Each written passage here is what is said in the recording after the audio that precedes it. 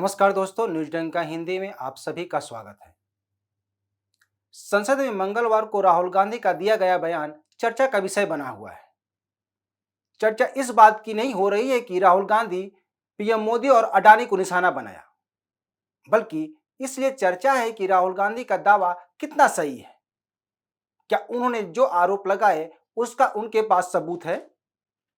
अगर सबूत है तो राहुल गांधी को इन सबूतों के साथ सामने आना चाहिए। लेकिन राहुल गांधी ऐसा कुछ नहीं करते हैं, बल्कि ऐसा आरोप वह पहली बार नहीं लगा रहे हैं। इससे पहले भी वह संसद के बाहर भारत के उद्योगपतियों पर हमला बोल चुके हैं। हर व्यक्ति की अपनी मर्यादा होती है, हर किसी के लिए एक सीमा बनाई गई है। कहने का मतलब यह है कि राहुल गांधी की दाढ़ी सफेद हो गई है, लेकिन उनका दिमाग आज भी छोटे बच्चे के ही जैसा है। वह परिपक्व नहीं हुए हैं, उन्हें राजनीति की क ख भी नहीं आती है। उन्होंने जब भारत जोड़ो यात्रा निकाले थे तो तब उन्होंने कहा था कि वे पुराने राहुल गांधी को छोड़ आए हैं। लेकिन क्या वे सच में पुराने राहुल गांधी को छोड़ आए हैं? ऐसा तो नहीं लगता, क्योंकि संसद में राहुल गांधी ने वही बात कही जो वे बाहर करते आए हैं। भारत जोड़ो यात्रा समाप्त होने के बाद कहा गया कि राहुल गांधी की छवि निखरी है, वे एक गंभीर नेता के रूप में स्थापित होंगे। लेकिन क्या संसद में दिए गए भाषण ने राहुल गांधी को गंभीर नेता के रूप में स्थापित किया? यह सवाल उन लोगों से है जो दावा कर रहे थे कि राहुल गांधी अब गंभीर नेता बन गए हैं। तो क्या सच में राहुल गांधी की छवि निखरी है?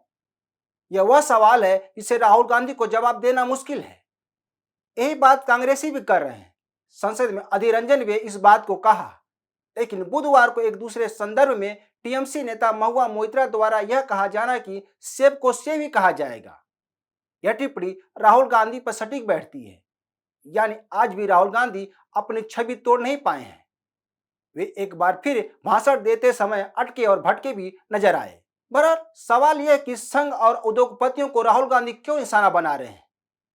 इतना ही नहीं, वे अंबानी और अडानी को लेकर हमेशा मोदी सरकार को घेरते रहते हैं। आखिर वे क्यों ऐसा करते हैं? इसकी वजह क्या है? माना जा रहा है कि लगातार 2 टर्म से केंद्र की सत्ता में बीजेपी काबिज है। मोदी सरकार केंद्र में बिना किसी सहयोगी पार्टी के काबिज है।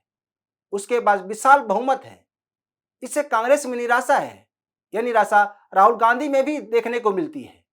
इस बात को पीएम मोदी ने भी संसद में स्वीकार किया। उन्होंने कहा कि कांग्रेस में निराशा है। वे राहुल गांधी के बयान के बाद अपना बुधवार को भाषण दे रहे थे। कहा जा रहा है कि कांग्रेस बीजेपी के जीत के आंकड़े को कम करना चाहती है। मतलब कांग्रेस एक प्लान के तहत बीजेपी के खिलाफ हवा बना रही है, जिसका वह आगामी चुनाव में फायदा उठाना चाहती है। लोकसभा का चुनाव ही नहीं, इस साल 9 राज्यों में विधानसभा चुनाव भी होने हैं। इन चुनावों को लेकर भी कांग्रेस एक रणनीति के तहत मोदी सरकार पर हमलावर है। उसका मानना है कि अडानी ग्रुप से मोदी सरकार के संबंध को मुद्दा बनाकर लोकसभा चुनाव में फायदा उठाया जा सकता है। लेकिन क्या राहुल गांधी का यह दाव कामयाब होगा? यह बड़ा सवाल है, क्योंकि राहुल गांधी की भारत जोड़ो यात्रा के दौरान राजस्थान में आरबीआई के पूर्व गवर्नर रघुराम राजन भी शामिल हुए थे, जहां उन्होंने राहुल गांधी को उद्योगपतियों के बारे में बहुत कुछ कहा था। लेकिन राहुल गांधी ने उनकी बातों को दरकिनार कर भारतीय उद्योगपतियों को निशाना बनाते रहे हैं। इतना ही नहीं, राजन ने यह भी कहा था कि हर किसी को सरकारी नौकरी नहीं दी जा सकती है। बावजूद इसके राहुल गांधी ने अग्निवीर का मुद्दा संसद में उठाया।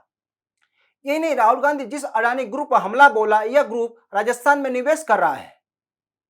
यहाँ एक हुए कार्यक्रम में राजस्थान के मुख्यमंत्री अशोक गहलोत और गौतम अडानी एक साथ नजर आए थे। तो क्या राहुल गांधी अपनी सरकार से कहेंगे कि अडानी को राजस्थान में निवेश नहीं करना चाहिए या उसे रोक देना चाहिए, क्योंकि उनके पास जो पैसा है वह पीएम मोदी के दोस्त का है?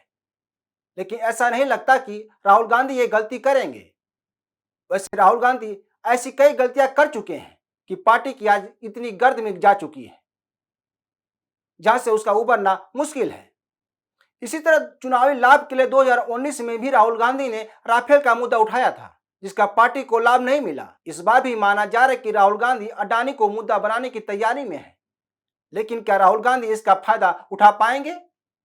कहा जा रहा है कि राहुल गांधी द्वारा मोदी और अडानी पर बेबुनियाद आरोप को सिद्ध करना आसान नहीं होगा, क्योंकि कांग्रेस ही नहीं, कई अन्य राजनीतिक दलों के शासित राज्य में भी अडानी ग्रुप कारोबार कर रहा है।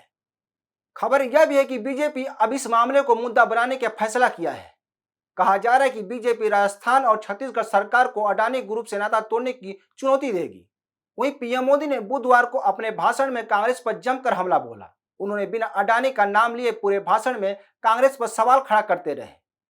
इतना ही नहीं, उन्होंने राहुल गांधी द्वारा हाल ही में कश्मीर में निकाली गई रैली का भी जिक्र किया और उन्होंने कहा कि यह तब संभव हो सका जब यहां से धारा 370 हटाई गई।